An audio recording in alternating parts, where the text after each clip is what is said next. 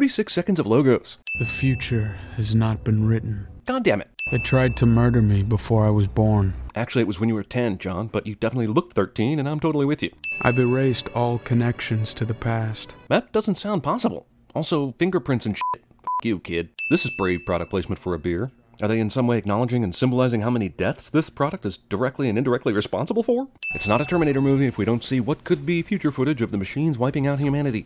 I feel the weight of the future bearing down on me. Wow, this narration is particularly maudlin and poetic. This movie is going way overboard in trying to show me this guy has a good heart. Also, this asshole survives the high-speed motorcycle crash because he's the main character. Once again, time travel device finds a way to show up without anyone seeing it. Except this time it's in a highly visible area, and this is f***ing Los Angeles. Also, how do the events of the first two Terminators impact the future to the point where Skynet says, well, John Connor isn't dead, but we still exist, so let's make some upgrades. When do they start looking for results in 2029? Right after they send somebody back? Do they wait the length of time of a full movie to start building better robots? And why haven't they improved the overall plan? This send one Terminator back thing hasn't worked twice now. Oh, yeah, now I get what the Rise of the Machines thing means. Real subtle, Hollywood. Having been to Beverly Hills on multiple occasions, many times late at night, I can assure you the only time it is this deserted is when they've shut down the streets to film a Terminator nude scene. The first woman the Terminator runs into just happens to be her size. And this is supposedly a deserted street where no one notices a time travel bubble appearing out of nowhere. Somehow, this scene was conceived, shot, and edited without anyone laughing their asses off. Sexy-ass Terminator didn't know what sexy was until she just happened to get pulled over next to a Victoria's Secret billboard. Plus, if your boobs can do this, why didn't you just do that in the first place? And how do you know the cop doesn't like smaller boobs? Also, why even stop for the cop? And what kind of movie am I watching anyway? What's wrong with this thing? I hate machines. Wah wah. This girl, who will just happen to cross paths with John Connor, just happens to have a father who is the head of Skynet. Terminator 3, Rise of the Coincidences. I still prefer to keep humans in the loop. I'm not sure Skynet's ready. I guess these assholes found the arm from the last movie that got stuck in the gears?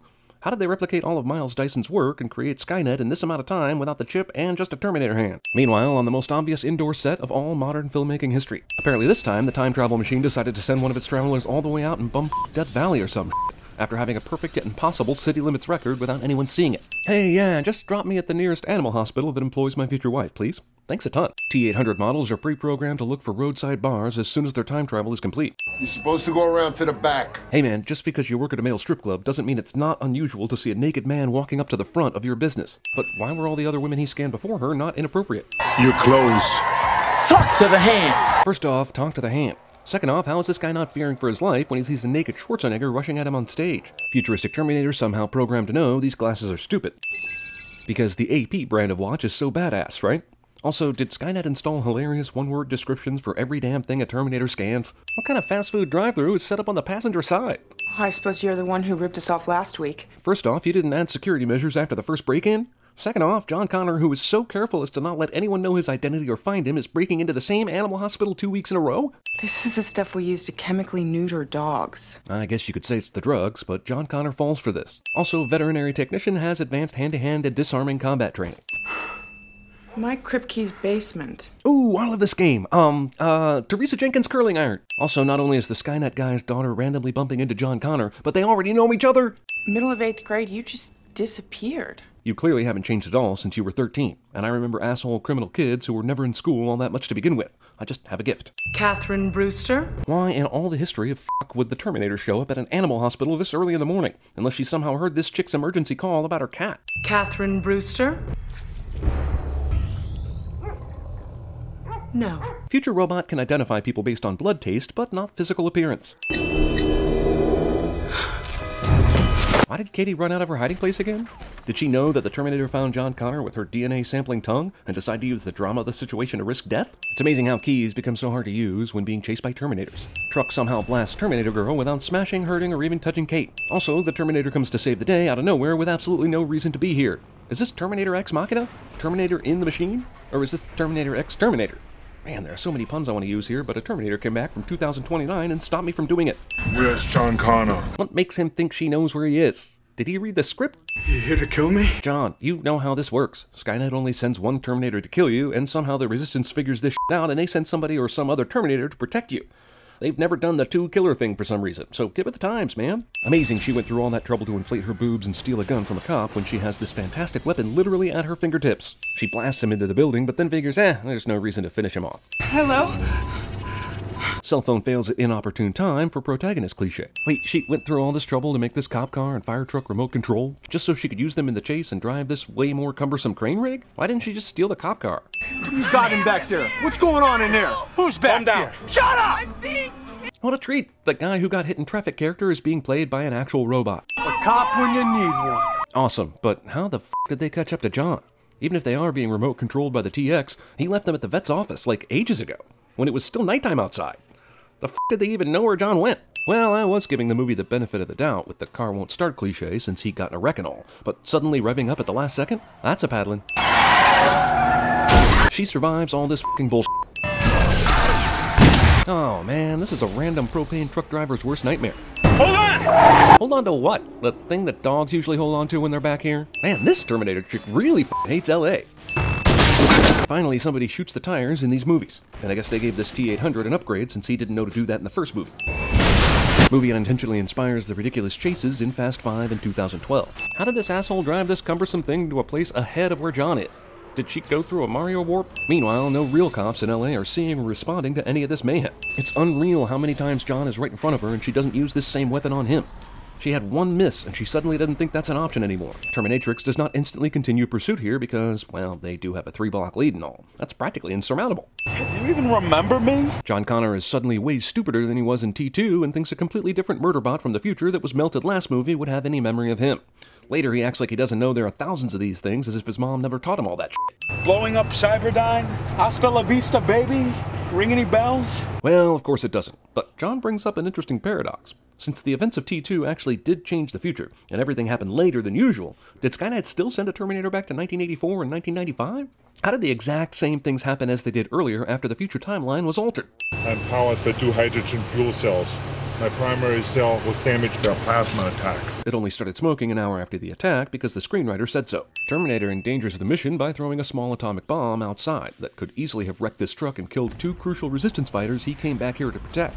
And man, was it lucky they'd got it out 2 seconds before it exploded. Are you gonna pay for that? Talk to the hand.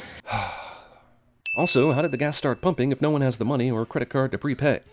The pump is clearly prepaid, so I guess they found the one defective fuel and dash pump. This clerk gives zero shits about the stealing, but finally does the right thing and calls the cops when it comes to kidnapping. I think we better go. This is a really unnecessary scene to be causing. First, robbing the store? You don't have the $15 between the 3 of you for some chips and donuts. Second, I don't think he got any drinks. Third, taking her out of the back when you know she's gonna go nuts while still at the store you just robbed? Come on. Unnecessary events to give authorities in the TX a way to find out where they are. Of all people to have a vanity plate, it's the sensible vet technician girl who probably doesn't make much money and lives in Los Angeles. Of course. Movie that thinks this scene of killing the fiancé is worth showing to us doesn't think the killing of the fiancé is worth showing to us. Worthless scene is worthless. See, just go straight to this scene of the cops asking the fiancé questions and pan over to the apartment to show the real fiancé's dead body. Bam! Previous killing but not showing scene is officially superfluous. They stored these weapons in accordance with her will. That must have been some insane legal wrangling to make these illegal weapons part of a will. Also, the first movie made it clear that so many records were destroyed during Judgment Day that it was impossible to find old addresses and legal shit like this. So how does the Terminator know this? We were living in Baja when she was diagnosed. They only gave her 6 months. Badass protagonist from previous 2 films, casually written out of sequel with leukemia. What, she fought for 3 years? Long enough to make sure. John plays the cliffhanger game so that Katie has to ask what the hell make sure means. What, does the Terminator have Neo powers now? Don't ask us how we took that gas station 911 call and made the leap that you were visiting your mom's tomb. Psychic twin detectives activate. I'm no leader. I never was. I'm never gonna. Somewhere in the Terminator programming is an abusive asshole algorithm that teaches lessons when the person they came to protect acts like a little bitch. Basic psychology is among my subroutines. Ha ha, no it isn't. Backseat driving. Yep, that awful psychologist asshole is back. Not Sarah Connor, but this asshole. And why is he here at the crime scene? Man, good thing all coffins are bulletproof. Or at least that Sarah's will thought ahead enough to realize her son might need a bulletproof coffin to escape her tomb. We must reacquire Captain Brewster. What makes us so goddamn important? Terminator 3 acknowledges that John couldn't lead the resistance by himself, and that there are other key people in need of protection. That's kind of a sin on the previous 2 movies, but now that you've opened up this possibility, it means a number of people you don't even know about are also important and need to be protected. It's called the butterfly effect, man. She's your wife. Dun dun dun! Although he should have never told him that. Ask Phil Connors in Groundhog Day how hard it is to recreate the perfect set of circumstances to get the girl. Ask Dr. Emmett Brown about the disastrous consequences of knowing your own future. You can kill her right now! And there's no reason to change back! Shoot the thing! With the thing! She not only had that plasma thing, but other weapons she could have chosen, and she still chose to saw through the roof of the hearse? This whole mission could have ended pretty easily, but somehow advanced Terminators decide to act like humans once they get on top of cars. Movie proves that long before Homeland, Claire Danes had perfected the Emmy-winning cry face. My database does not encompass the dynamics of human pair bonding. Why not? If everything hadn't changed, she and I, we would have got together then. And because life works that way, we still meet through insane serendipity. Your father is the one who can shut Skynet down. Yeah, but in the future, he obviously didn't shut Skynet down, because we're back in the exact same place we were before. So why is it important for Skynet to kill him? I am giving you an order. I'm not programmed to follow your orders. And I won't tell you that I'm programmed to follow Katie's orders until the movie allows me to do so. Pretty damn convenient they found a completely abandoned RV at this campsite, with the entire family out fishing or kayaking or whatever the f***. Please do it. He says you have to save my father. We can reach CIS in approximately 1 hour. That is not your mission. So why is the unthinking, unfeeling robot suddenly doing something against its programming? And we run into that same issue from T2. Future Katie sent this Terminator back, so it has to follow her orders. But the past Katie, who knows nothing, can order the Terminator to go against its mission? I was originally designed for assassination missions. But if you were reprogrammed, how do you even know that shit? So why didn't I send you back? I'm not authorized to answer your question. Oh, come on. Because of the reveal that Catherine is your master, you suddenly can't answer simple questions that are clearly not top-secret knowledge? You were answering questions left and right before this. Also, Katie sent this robot back in time and said, nah, don't follow John's orders. I may have married the man, and he's the hero of the story, but f*** that guy. I was selected for the emotional attachment he felt towards my model number due to his boyhood experiences. This aided in my infiltration. Future John Connor decided all T800 models were all right because of the events of T2, leading to his demise. Did he not remember the Terminator in T2 was reprogrammed to follow his orders? Seriously. Your levity is good. It relieves tension and the fear of death. Whoever reprogrammed this guy was an asshole. Daddy! Hey, what are you doing here? It's not a Terminator movie if they don't try and fool us with this impersonation bullshit. Also, the timing of all this is freaking amazing. First off, the T800 John Connor and Katie had to make it past security without anyone knowing. Secondly, the Terminator is way ahead of those two just so that Katie's dad can freak out about seeing his daughter get shot, and the movie can reveal it's not really her. Thirdly, the TX wasted a lot of time f***ing around with the Terminator prototypes rather than just fulfilling her mission to kill Robert in the first place. Daddy! Get away from it! How did you know anything about the situation when you weren't even past the doorway yet? Watch out! So you guys' plan was to storm into the room, shoot the TX in a manner you know to be ineffective, then scream watch out and hope that saves Dad's life? She'll be back. Wah, wah. In 1 hour, it will initiate a massive nuclear attack on its enemy. It's amazing when computers decide to play coy with information, almost pronoun game-like, for the drama. Terminator 3 rips off the Ed 209 from RoboCop. Yeah, totally makes that gun-dropping moment more intense to have that, of all things in this movie, shot in slow motion. Red envelope. Well, that's a folder, but you just got shot, so I guess folders and envelopes can be confused. Jesus, how long did it take her to walk to this area? She was doing nothing. They were in that office for a long time. Come on! The Terminator went into a battle zone without checking his f***ing ammo? Get the f*** out of here with your lazy-ass action sequence writing. Jesus. Movie that spent a whole speech earlier about how there's no way the T800 could beat the TX shows me a fight between the two where the T800 spends the first half of the fight kicking the TX's ass. The TX is so vain it forgets to be observant. Swirlinator. The Lady Terminator burns the T800's face with his flamethrower, and yet, here it is, just slightly burned instead of completely melted off. Entire robot takeover here at Skynet headquarters has been done with the Ed 209 robots, but now that it's time to up the ante, here are the killer mini-jets we teased earlier in the film before things got violent. Early hunter-killers have the weakness of T-Rexes in Jurassic Park. Run, assholes! What? You remind me of my mother. So let's get married. Oh, God. She's coming. Movie decides not to show me the coming. Powering up. How are these computers willing to obey John Connor with Skynet taking total control of all the machines in the world? Why do these manual switches work at all? How did John know turning this conduit thing on would be a good idea? How the f*** did he even know what it was, or how to turn it on? All the dying dad said was that the particle accelerator would lead to the hangar, but suddenly John is a particle accelerator expert. Also, while I'm on the subject, why in the f*** does the Skynet headquarters, where all the computer hacky shit and militarized robot sentries are stored, also have a particle accelerator on the premises? And perhaps most importantly of all, why does the particle accelerator lead to the airplane hangar? Just die, you bitch! Just die, you bitch. What? Her dying father never said anything about taking this emergency exit ladder. He literally said, The particle accelerator leads to the runway. not the particle accelerator leads to the emergency exit shaft that leads to the runway. There's my father's plane! I trained on it! Veterinarian is suddenly trained pilot because of this drive-by exposition. Also, Skynet was destroying everything they perceived as a threat, but managed to leave this hangar completely unbombed. Get away from me! This Terminator was reprogrammed to kill John, but apparently is still loyal enough to John to warn him about it. What kind of bullshit reprogramming is that? After the back of the truck, I shouldn't be surprised she survives this just fine. You are about to fail that mission! This is pretty much the I know the real you is inside there somewhere cliche, only with robots. Wow, even the Terminator isn't above the brings the hand down for the death blow but misses on purpose for the sake of drama cliche.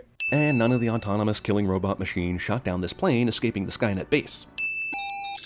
Terminator 3 steals the Terminator comes back to life thing from Terminator 2 Judgment Day. This running from the plane scene is so tense I can almost not notice the blatant CGI. That door at the secret military installation was completely unlocked. The T800 crashes into the bunker with no knowledge of where exactly John and Katie are inside, potentially killing them with this crash.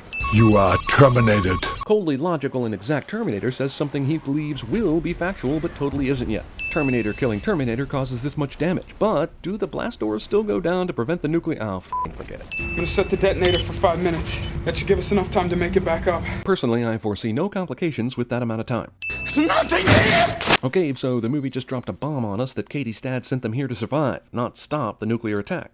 But if that's the case, that means this place is essentially meaningless to the TX. How did she track them down and find them if this isn't an important Skynet place? By the time Skynet became self-aware, Well, the only thing that can wrap this up in a tidy bow is to narrate the rest of it.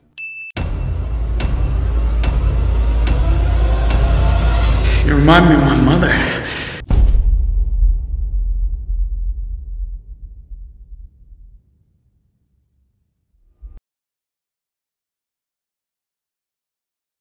My name is John Connor.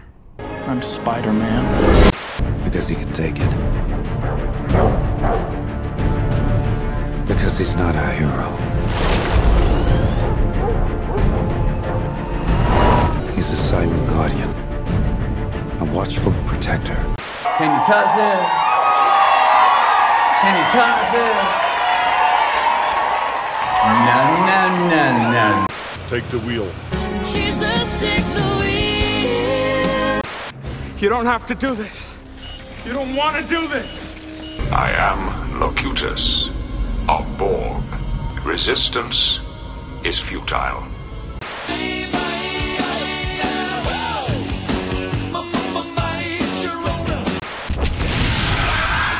Only you can prevent forest fires. It's not your fault. Don't f with me, Sean, not you. It's not your fault. You mean we go run and hide somewhere in a hole while the bombs fall? It is your destiny.